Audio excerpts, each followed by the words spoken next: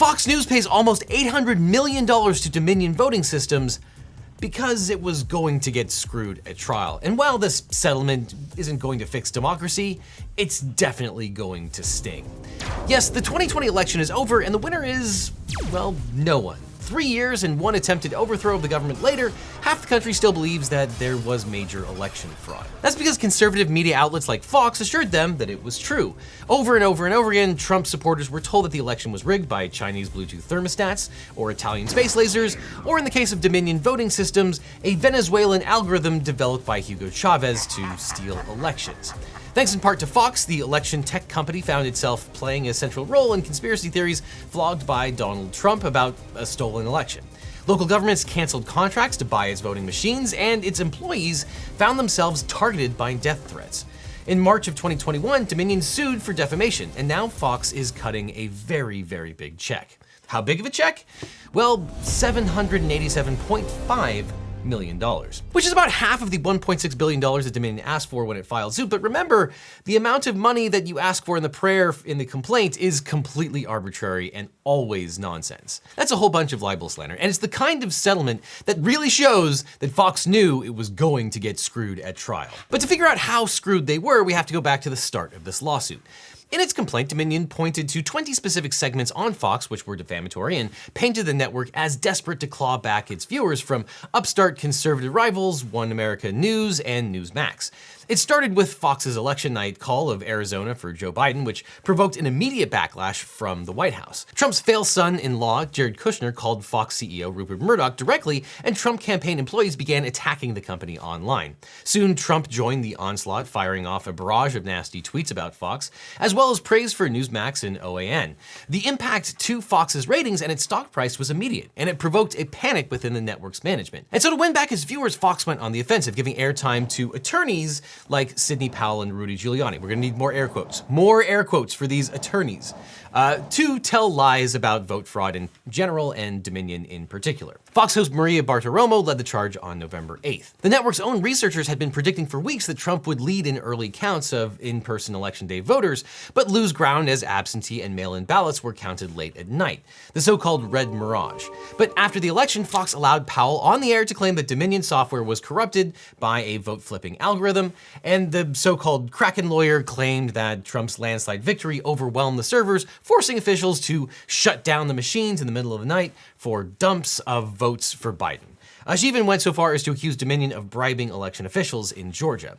The company's complaint accused Fox of publishing 20 false and defamatory statements, quote, to make profit at Dominion's expense and at the expense of the truth. They went further, saying, quote, facing a threat to its most profitable line of business from other conservative media outlets competing for President Trump's and his supporters' attention, Fox knowingly lied about Dominion in order to keep, increase, and win back viewers, including its most important viewer, then President Trump. Now, in May of 2021, Fox filed a motion to dismiss, where the complaint depicted Fox as a greedy corporation making a calculated decision to air lies to gain market share.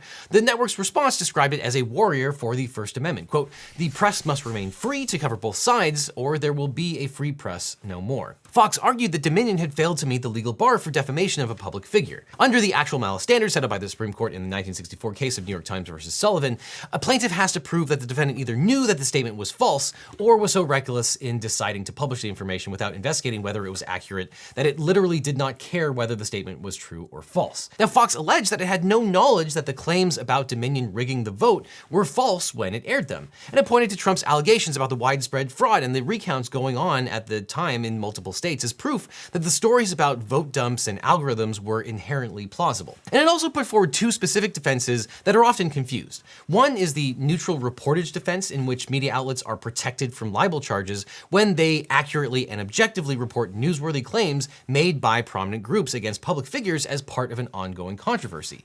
And similarly, the fair report privilege protects journalists who accurately quote statements by public officials or public documents such as those filed in litigation. But the problem for Fox was that the state of New York doesn't recognize the neutral reportage privilege, and the court had already signaled that it did not find Sidney Powell's ranting to be a fair report of any official proceedings. And for boring legal reasons that I won't go into, it does matter what New York State allows, even though this lawsuit was handled in in Delaware. So in December of 2021, Delaware Superior Court Judge Eric Davis denied Fox's motion to dismiss in a ruling which should have struck fear in the hearts of the network's lawyers. Now, it's important to note that courts are obligated to treat all reasonable allegations as true just for the purposes of the motion to dismiss. But here, the allegations boiled down to a sizzle reel of Fox clips, and there was no denying that those things actually happened. They didn't just steal the election from Donald Trump, they stole it from all of you. There was a fraud in their inducement of all things Biden in order to con you. In the city of Detroit, witnesses have alleged under oath that ballots were improperly backdated and counted without matching signatures. One poll watcher alleges that 40,000 late unsealed absentee ballots were counted orally, and all of them went for Democrats. We have evidence of how they flipped the votes, how it was designed to flip the votes. And while truth is an absolute defense to defamation, there's never been a shred of evidence to back up Trump's fraud claims. AP reporters went looking for cases of voter fraud in 6 states that Trump has challenged, and they found fewer than 475 potential instances out of more than 25 million votes cast, a number that would not have come close to changing the outcome. Now, being from Delaware, Judge Davis said he wasn't willing to rule as a matter of New York law whether the neutral reportage defense would be allowed. But he did note that, quote, Fox's reporting must have been neutral, not a personal attack on Dominion to succeed in this defense. And, quote, Dominion's well-pleaded allegations support the reasonable inference that Fox's reporting was not accurate or dispassionate. And as for the fair report privilege, the court noted that the complaint supported, quote, the reasonable inference that Fox's reporting, 1, was not fair or true, and 2, did not concern an official proceeding.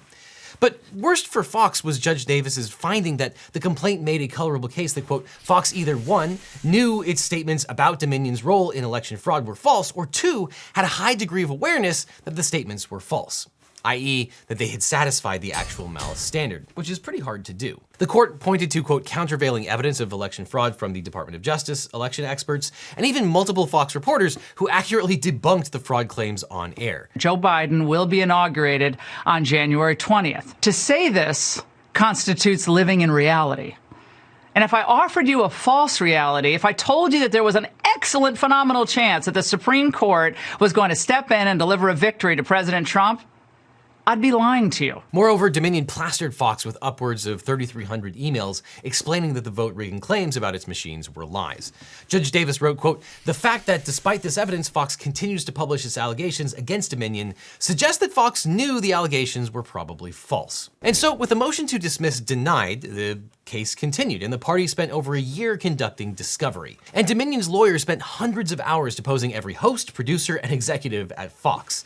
That's one of the reasons these kind of lawsuits settle early, is because you don't want to get into this kind of extensive discovery.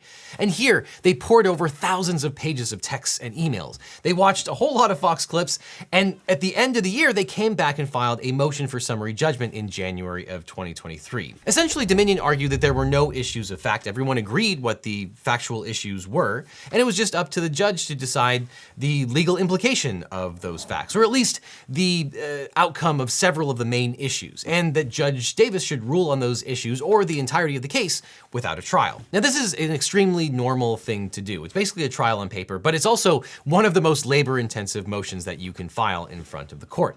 And honestly, most of the time these things don't work. But remember, Dominion had been collecting evidence for a year. So while it was trying to persuade the court to rule in its favor, it was also hoping to show Fox how unpleasant it would be to actually take this case to trial. The hope was to inflict enough pain by putting embarrassing stuff out in the public that it would convince Fox to settle the case. And most people don't know this, but basically everything in litigation is public unless the judge seals that evidence, which is very, very rare. So all of this stuff could enter into the public domain. And Dominion's motion presented evidence confirming what it had alleged a year before about Fox executives flipping out over the backlash to their accurate report that Biden had won Arizona. For example, from executive Rod Shaw to CEO Suzanne Smith, quote, lots of conservative criticism of the AZ call. The next day, Fox's chief White House correspondent confirmed, quote, we are taking major heat over the AZ call. Our viewers are also chanting Fox News sucks, something I have never heard before. And they're actually chanting Fox News sucks. Another internal message read, holy cow, our audience is mad at the network, they're furious. On November 6th, Fox executives made the decision to cancel Jeanine Pirro's show to prevent her from spreading conspiracy theories about the election fraud. Executive David Clark admitted, quote, "Her guests are all going to say the election is being stolen, and if she pushes back at all, it will just be token." Producer Justin Wells confirmed, quote, "They took her off because she was being crazy. Optics are bad, but she is crazy." By November 9th, after the election had been called, management at Fox were in a panic over the backlash to Fox's Arizona call. Tucker Carlson told CEO Suzanne Scott, quote, "I've never seen a reaction like this to any media company. Kills me to watch it." Scott complained to her team about, quote, "the impact to the brand and the arrogance in calling Arizona." She texted Lachlan Murdoch, quote, "Viewers are going through the 5 stages of grief. It's a question of trust. The AZ call was damaging, but we will highlight our stars and plant flags, letting the viewers know we hear them and respect them." To which he agreed to the plan, quote, "Yes, but needs constant rebuilding without any missteps." Quote, "Yes, today is day 1 and it's a process." But that process did not include telling the truth to Fox viewers. That same day, Fox rebuked Neil Cavuto for fact-checking false claims about election fraud made by Press Secretary Kayleigh McEnany. The next day, Scott and Fox News president Jay Wallace traded messages acknowledging that Newsmax's embrace of lies about election fraud were eating into Fox's market share. Quote, "The Newsmax surge is a bit troubling. Truly is an alternative universe when you watch, but it can't be ignored. Trying to get everyone to comprehend, we are on war footing." Yeah, sometimes even the best lawyers have trouble representing bad clients. And as you probably know, finding a great lawyer can be really hard. Until now. My firm, the Eagle team, is now accepting new clients. If you've ever been injured or just need a lawyer, we can represent you or help you find the right attorney. Because you don't need a legal team, you need the Eagle team. So just check out the link in the description for that. But back to the Dominion saga. Dominion went out of its way to prove that it could inflict a lot of pain on everyone at the network. It revealed private chats between Fox stars Tucker Carlson, Sean Hannity, and Laura Ingraham, in which they railed against the straight news side for alienating the audience with fact checks. Quote, "In 1 week and 1 debate, they destroyed a brand that took 25 years to build, and the damage is incalculable." Carlson agreed, "It's vandalism." After Fox White House reporter Jackie Henrich put out a tweet fact-checking election fraud claims, Tucker Carlson complained to the group chat, quote, "Please get her fired, seriously. It needs to stop immediately, like tonight. It's measurably hurting the company. The stock price is down. Not a joke." But while the text disclosures were embarrassing, that Fox knew that the fraud claims were false was worse. Because to prove defamation of a public figure, like Dominion in this case, you have to prove that the speaker was at least indifferent as to the truth of the statement. And in addition to the internal communications, there was also the evidence that they used in support. For example, Fox host Maria Bartiromo put Sidney Powell on the air on November 7th, and Powell sent her email from the source of her claims about election fraud and false allegations about Speaker Nancy Pelosi and Senator Dianne Feinstein.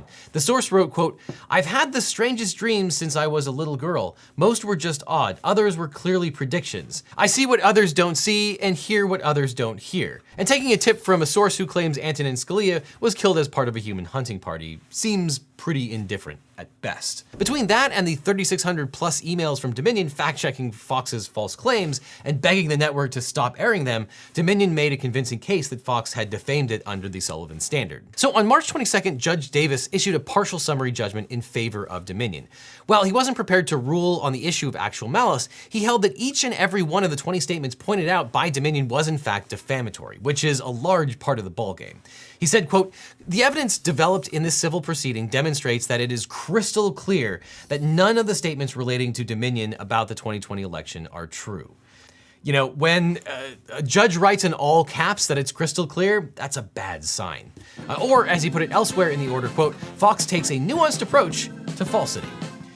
Honestly, I think I want that on a t-shirt. And so after this partial summary judgment in Dominion's favor, the only live issues to be taken care of at trial were actual malice, the extent of Dominion's damages, and whether the Fox Corporation, the parent company of Fox News, would also be liable for those damages. And the court also released a mountain of exhibits prepared by Dominion that showed Fox executives appearing to acknowledge that they had aired false claims about Dominion. In one hilarious email on December 11th, it appears to have dawned on Fox's legal team that they were about to get sued. Quote, "We need to look at all the times Rudy Giuliani, Sidney Powell, Alan Dershowitz, and Ronna McDaniel came on FNC/FBN and addressed the questions that were raised about Dominion voting and Smartmatic machines. The potential legal dispute is claiming that we did challenge the narrative being put out by Giuliani, Powell et al., that the Dominion vote machines / Smartmatic were responsible for switching votes and or producing inaccurate results.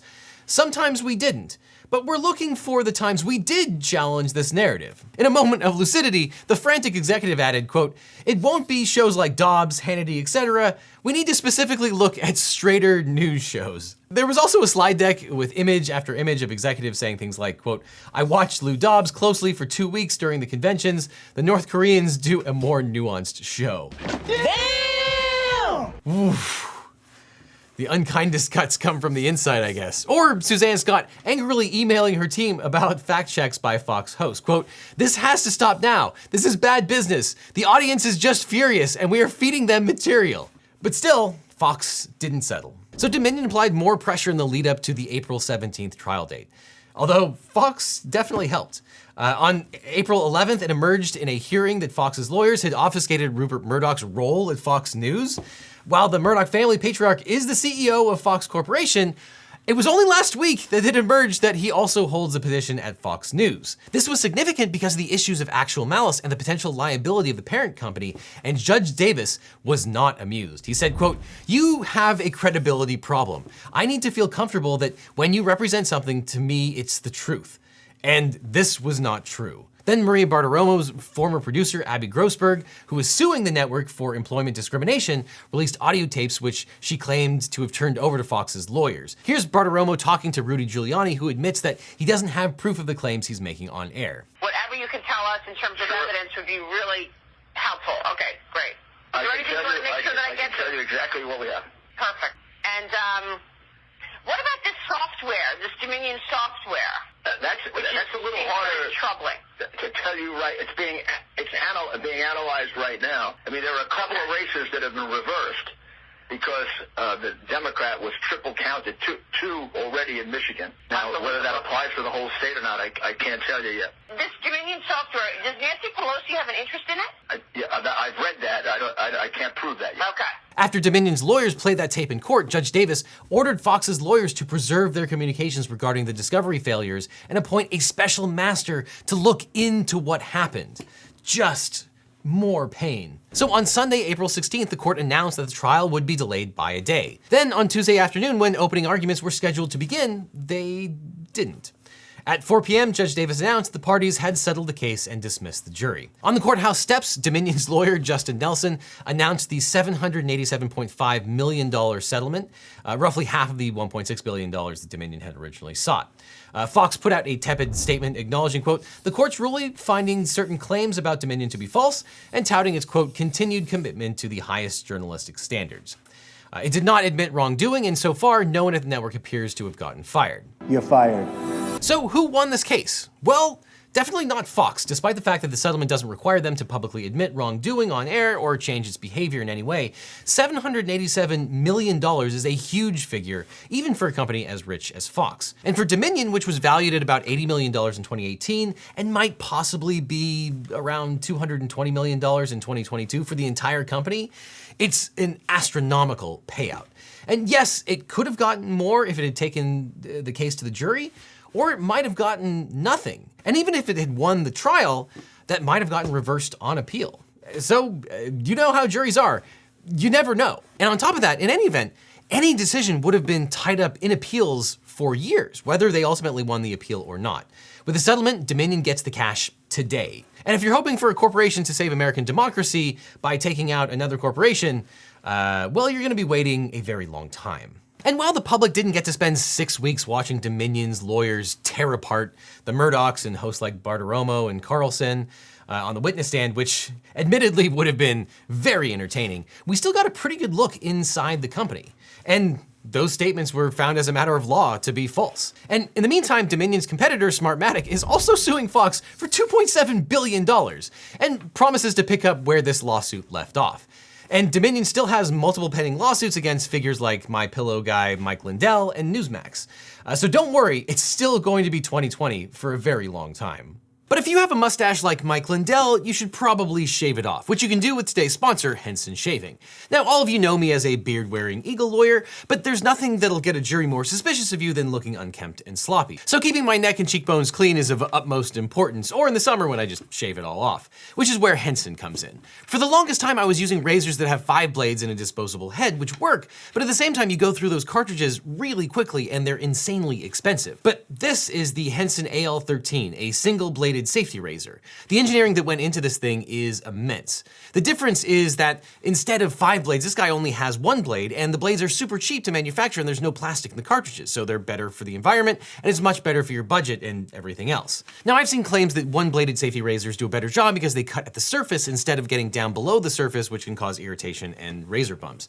But to be honest, I can't tell a difference, which is actually great because you don't have to spend $50 for a pack of 5-bladed cartridges that will only last a few weeks. Now, this razor is made using CNC machines to aerospace standards. And the razor is really clever because they designed it in a way that is idiot-proof to make sure that the blade is seated 13 1/1000ths of an inch past the shave plane every time. Henson blades only cost 10 cents, so a year's worth of shaving could only cost $3 to $5. But with my promo code, you'll actually get 100 blades free, which could last for years. And that's why I'm not trying to sell you a subscription. Henson just makes good quality razors. So if you decide you want to invest in a quality safety razor that works and will be drastically cheaper to own than the competitors, click on the link that's on screen right now or down in the description and select which razor you'd like out of a variety of different colors. Then, as I said, use the promo code LegalEagle and you'll also get 100 stainless steel double-edged replacement blades for free. So again, click on the link below and use the promo code LegalEagle to get 100 free blades with your purchase. And after that, click on this link over here for more LegalEagle, or I'll see you in court.